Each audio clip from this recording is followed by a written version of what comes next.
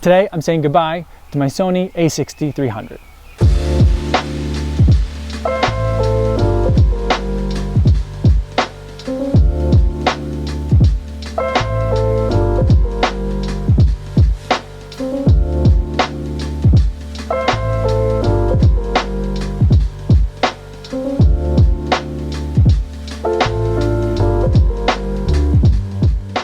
As I was filming a video, I think it was yesterday's video, the video for the, no, 2 days ago, for the 890 version 8, I did something to the camera where now the SD card no longer like functions properly in the camera.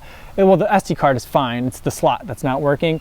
I've jammed something. It's been giving me some little hints of problems from time to time. I've had a couple issues where I sat down, filmed an entire video like this, went to go edit it, and the file was corrupted. And I was like, oh man, user error, maybe I did something wrong with the card or whatever. But it's now gotten to the point where it just doesn't even recognize the card anymore. I don't know what to do with it. I thought about maybe sending it in to repair it, but that would probably end up costing a couple $100 and a couple weeks a time. And at the end of the day, I'd still have what is a 4-year-old camera. This is a camera, the Sony a6300, that I bought originally into anticipation of the baby's birth. The baby turns 4 next month, so I got it around this time 4 years ago. And at the time I thought it was cutting edge. I still think it's pretty good. I've been using it still to make all my videos, all my talking portions, and all my B-roll footage, because it shoots 1080 at 120 frames per second. I just think that's beautiful. For the talking portion, it shoots at 4K at 30 frames per second. So it works out, it serves all my needs. And so I wasn't sure if I can maybe get an external recorder and use that, but the a6300 is small and I don't want to stick a several $100 external recorder on it. It feels like it's going to add more steps to my workflow and just be a hassle, and still cost several $100, like $700, $800 to be able to do that. So I figured at that point, maybe it's time to upgrade the camera. I'm looking at the a6600, which is like the latest incarnation of the a6000 series cameras. And it looks fantastic. It solves all the overheating issues that the a6300 has. It could shoot for a very long time. It does the 1080 at 120 frames per second. It does 4K at 30 frames per second, exactly what I need.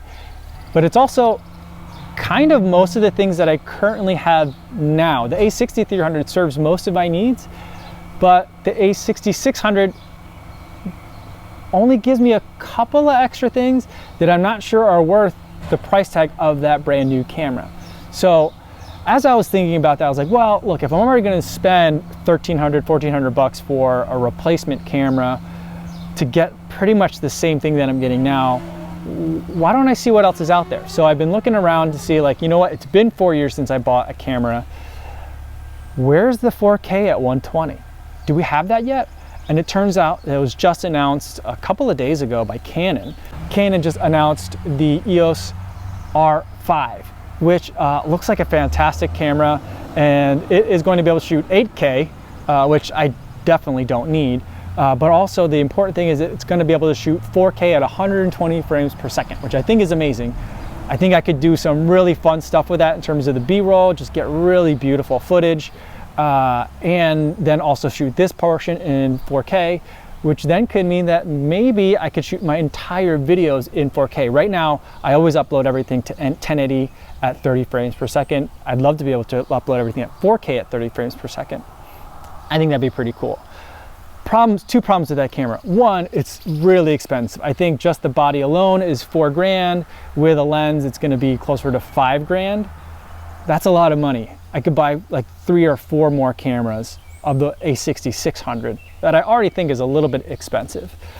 So I'm not sure if it's worth that. The other thing is, even if I could get around the price, I don't think it ships, and maybe I'm wrong on this, but anywhere that I've looked, I don't think I can get it shipped before the end of August, because it was just announced recently. It doesn't ship right away.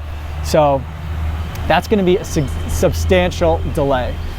So I have to think about that a little bit. I'm not sure it's worth it. I think I need to wait for a 4K 120 to become a little bit more popular. See what other companies do in response to see if maybe that price point comes down for that kind of feature. Not necessarily that camera, because I think that camera is probably correctly priced. It's just more than I think I need to spend on this YouTube channel. So in the meantime, as I'm figuring out what I'm doing, we're going to be looking at this. This is the GoPro. So today's video is going to be 100% shot on GoPro. We'll probably do that for a little while. I may play around with shooting some more videos on the iPhone. I'll be shooting the B-roll footage on the GoPro to see how that works. Maybe I'll do some on the iPhone as well. I think I'm probably going to make a decision relatively soon. We'll see how quickly I can make a decision. But in the meantime, hopefully you guys will bear with me and kind of can live with the experiments of this kind of like guerrilla filming where I just make do with what I have and see how it turns out. I've been thinking about getting like the media mod kit for the GoPro that exists, but I mean, it's an external mic, which I'm already using an external mic. I'm running my normal lav mic, but this time I'm running, instead of directly into a camera, I'm running it into a field recorder, but we'll see how that goes. It's more steps. I'm not really all that excited about more steps and like refiguring out stuff. It just ends up frequently being a frustrating time suck. It just ends up making everything take longer. So we'll see how long I can like deal with this before I can make a decision. The other thing to think about is getting another a6300 or maybe an a6400, because that one, it's not as good as the a66, but it's better than the a63. So another option, lots to think about, but that's kind of where I'm at. Just want to give you guys a quick update as to kind of like what's happening and let you guys know why things are going to look a little bit different for the next like couple weeks or so. So hopefully you can bear with me. That's all I have for everybody. Thanks so much for making it all the way to the end of the video. Hopefully you guys are staying safe out there on your runs, and I'll see you in the next one.